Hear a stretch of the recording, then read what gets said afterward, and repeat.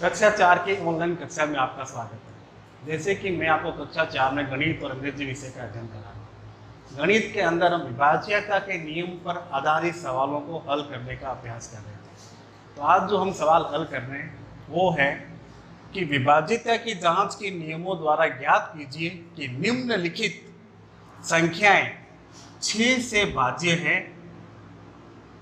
ये आपको इन दोनों संख्याओं में बताना है। पहला हमारा सवाल है 378, दूसरा है 1258। अब आपको विभाज्यता के नियम के आधार पर बताना है कि ये संख्या 6 से भाज्य है या नहीं।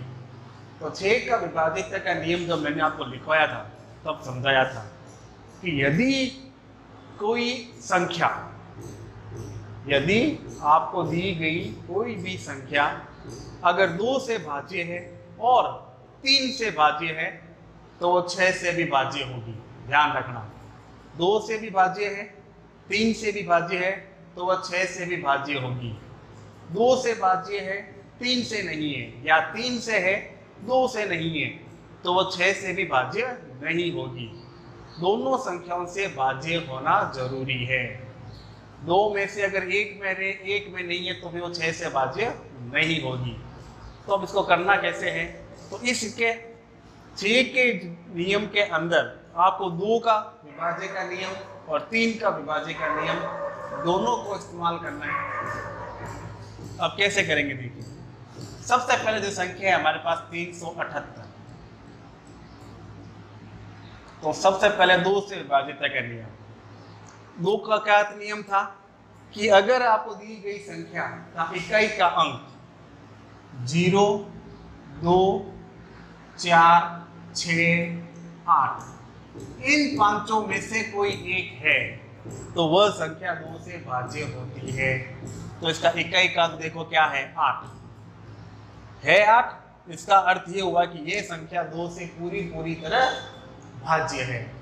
तो हम इसमें लिखेंगे कि संख्या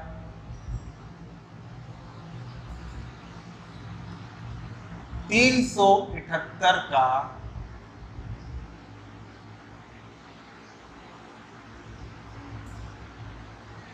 इकाई का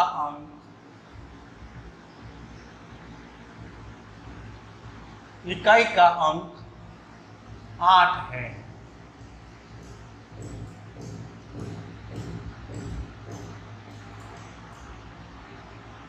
इसलिए संख्या 378 2 से भाज्य है। ये हमारे सवाल का पहला स्टेप। हमने 2 के विभाज्यता के नियम के आधार पर हमें सिद्ध कर दिया कि यह संख्या 2 से भाज्य है। अब विभाज्यता का नियम 3। अब 3 का नियम क्या था कि दी गई संख्या के अंकों का योग, दी गई संख्या के अंकों का योग यदि 3 से भाज्य है तो वह संख्या भी 3 से भाज्य होगी। अब इस नियम को इस सवाल के ऊपर रखना है। तो हम सबसे पहले क्या करेंगे, इन संख्या के अंकों का योग। क्या करेंगे? अंकों का योग। तो अंक देखिए क्या, पहला है 3 प्लस दूसरा है 7 प्लस तीसरा है 8 और इन दोनों की टोटल देखिए। 3 के अंदर आपको जोड़ने 7, तो 3 के बाद में 4, 5, 6, 7, 8, 9, 10। 10 में आप कितने जोड़ने हैं? 8, 11, 12, 13, 14, 15, 16, 17, 18। कितने हो गए?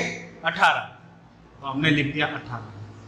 फिर वो कह रहा है कि आपको सबसे पहले संख्या के अंकों का योग करना है। योग के अंदर आपको 3 का क्या लगाना है? भाग लगाना है। तो योग है हमारे पास 18। अगर संख्या के अंकों के योग 3 से भाज्य है तो फिर देखो भाज्य है क्या, 3 का भाग लग रहा है क्या 18 में? 3 एकम 3, 3 दूनी 6, 3 तिया 9, 3 चौके 12, 3 पंजे 15, 3 छके 18। कितनी बार गया? 6 बार। तो इसका अर्थ ये संख्याओं का योग तीन से क्या है, भाज्य है। तो हम यहाँ नीचे लिखेंगे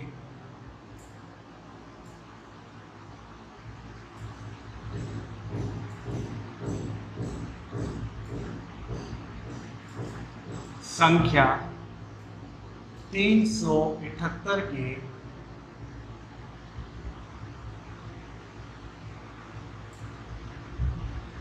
अंकों का योग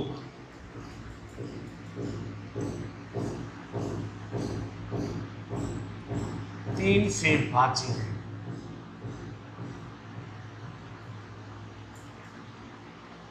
इसलिए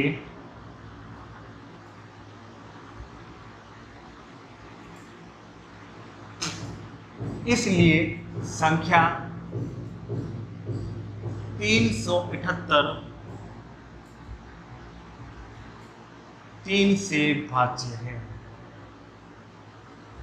ये हमारे सवाल का दूसरा स्टेप।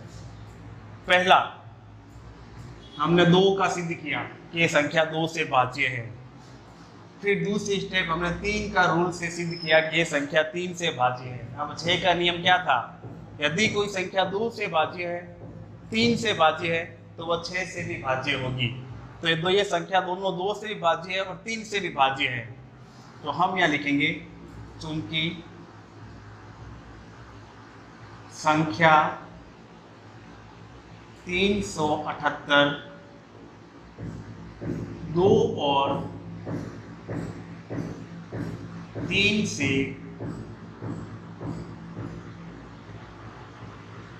भाज्य है, इसलिए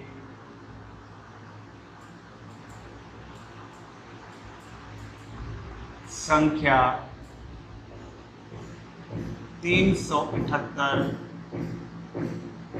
6 से भाज्य होगी। और ये आपका आंसर। इस प्रकार से आपको इस सवाल को हल करना है। अब देखिए सवाल नंबर 2, 1258। करने का तरीका पूरा यही है। इसमें देखिए इकाई का अंक क्या है, 8 है। तो इसका मतलब ये संख्या 2 से भाज्य है। तो संख्या 1258 का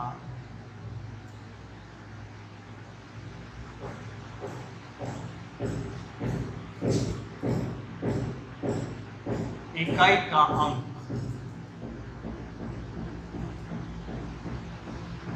8 है।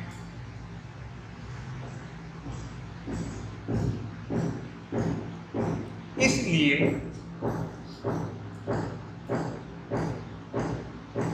संख्या 1258 2 से भाज्य। ये है आपका 2 का। अब आपको ये देखना है कि यही संख्या 3 से विभाज्य है क्या। तो हमने जो 3 का जो विभाजित का नियम है उसके आधार पे आपको इसको प्रूव करना है। तो सबसे पहले हम क्या करेंगे, अंकों का योग।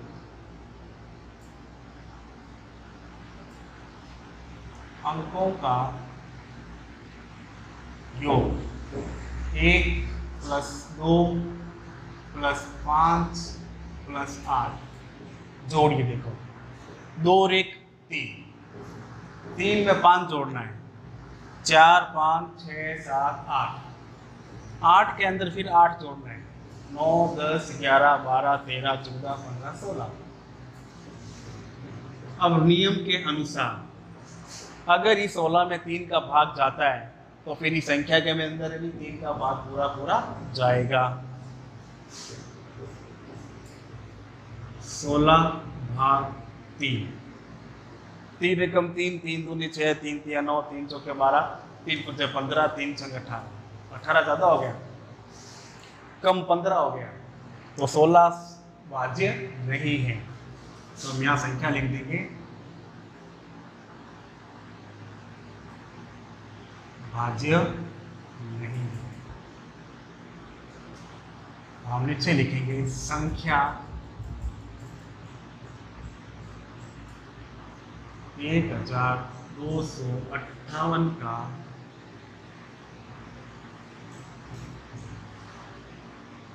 अंकों का योग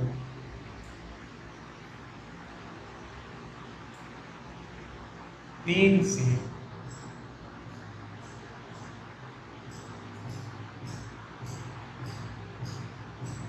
भाज्य नहीं है,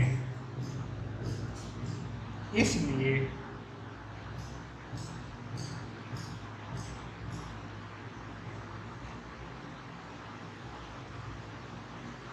संख्या 1258 3 से भाज्य नहीं है।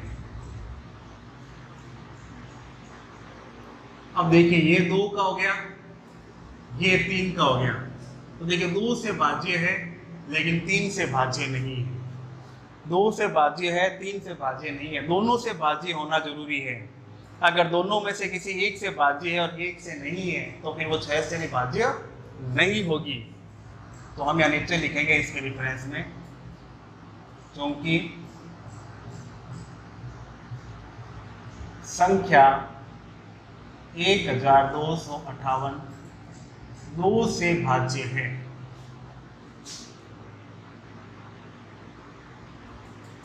परंतु 3 से नहीं।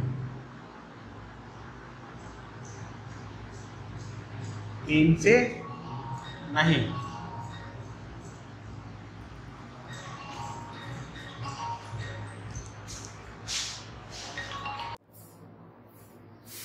अब हम इंग्लिश किससे करते हैं?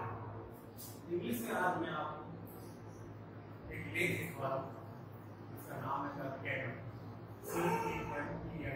कैमल मींस क्या होता है? ऊन। ऊन के बारे में आपको इस लेख में एक तरफ मैंने इसकी मीनिंग लिखी, एक तरफ आपके सामने देखिए पहली लाइन है कि आप इसको मेरे साथ साथ दोहराना है, बाद में इसको अपनी कॉपी में नोट करना है और इसे याद करना है। देखिए CAMEL camel is a very useful animal। Useful means क्या होता है? उपयोगी। मीनिंग मैंने सारे यहाँ पे लिख रखे हैं, जो कंटिन्यू मीनिंग है सारे मैंने साइड में लिख दिए, जिससे आपको इनको पढ़ने में और लिखने में कोई परेशानी ना हो, तो याद भी आपको आसानी से हो जाए। वैसे हम पहले इसको हम कर चुके हैं कि वापस आपको रिवीजन देते हैं, तो वापस करना है ना कैमल। फर्स्ट लाइन है CAMEL camel is a very useful animal। Useful means क्या होता है? उपयोगी। क्या होता है? उपयोगी। एनिमल मींस क्या होता है? जानवर। क्या हुआ? A camel is a very useful animal. ऊंट जो है एक बहुत उपयोगी जानवर है। It is a DOMESTIC domestic. Domestic क्या होता है? घरेलू। जिन जानवरों को घर के अंदर पालते हैं क्या बोलते हैं? पालतू जानवर। इसलिए उसको क्या बोलते हैं? इंग्लिश में क्या बोलते हैं? Domestic animal. यह एक घरेलू जानवर है। It is a big animal। क्या होता है? बड़ा होता है। बिग एनिमल, यह एक बड़ा जानवर है।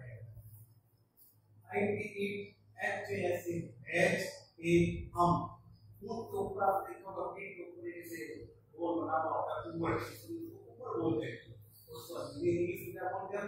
HUMP हम। क्या बोलते हैं? HUMP हम। क्या होता है? ऊपर। लाइन क्या बनी? इट हैज ए हम, उसके एक ऊपर होता है। It has a LONG long. Long means लंबी। NEC का नेक। नेक मींस गर्दन। It has a long neck। इसके एक लंबी गर्दन होती है। ITE HAS hat। FOR for। LEGS legs। It has 4 legs। इसके कितने पैर होते हैं? इसके 4 पैर होते हैं। It has a tail। tail means क्या होती है? पूंछ। इसकी एक पूंछ होती है। It colors is brown. Its color is brown. Brown कौन सा होता है? भूरा. इसका कौन सा होता है? इसका भूरा रंग होता है. It can run. आज मैं run होता है बोलना. F fast. Stage on this super sand means rain. It can run fast on sand. वह रेत पर बहुत तेज गति से दौड़ सकता है. It is called what is of the पुकारना. Sit means grass. Desert means रेगिस्तान. It is called the seat of desert. उसे रेगिस्तान का झाड़ भी कहते हैं. यानी बहुत बड़ा रेगिस्तान इलाका. इसको हम क्या बोलते हैं? रेगिस्तान. ये बहुत ही छोटी-छोटी लाइन है बस. यहाँ देखिए मीनिंग पहला CAMEL camel means क्या होता है? Spoon. CAMEL camel means spoon. USEFUL useful means उपयोगी. animal means जानवर. DOMESTIC domestic means घरेलू. HUMP means ऊपर. LONG long means लंबी. NEC neck means feather. COLUR means tongue. PRO means grass. RUN means corona. SAN means mitti. SHIT means grass. DESTRT means extra. अब ये meaning आप सबको ध्यान में लिखनी है और इनको याद करनी है. अगर आपको मीनिंग समझ में नहीं आया तो पास में मीनिंग भी लिखा पहले आप मीनिंग बता दिए उसके बाद में ये 10 लाइनें बता दी. एक बार फिर आपको स्क्रीन लगाना है. Each camel is a very useful animal. A camel is a very useful animal. It is a domestic animal. It is a domestic animal. It is a big animal. एक बहुत बड़ा जानवर है. It has a hump. इसके एक ऊपर होता है. It has a long neck. इसके होती है. It has 4 legs. इसके 4 पैर होते हैं. It has a tail. इसके पूंछ होती है. Its color is brown. इसका रंग भूरा होता है. It can run fast on sand. और तेज गति से रेत पर दौड़ सकता है. It is called the seat of desert. इसे रेगिस्तान का साथ है. पहले मीनिंग बताइए, फिर अंडरस्टैंडिंग बताइए और याद कीजिए.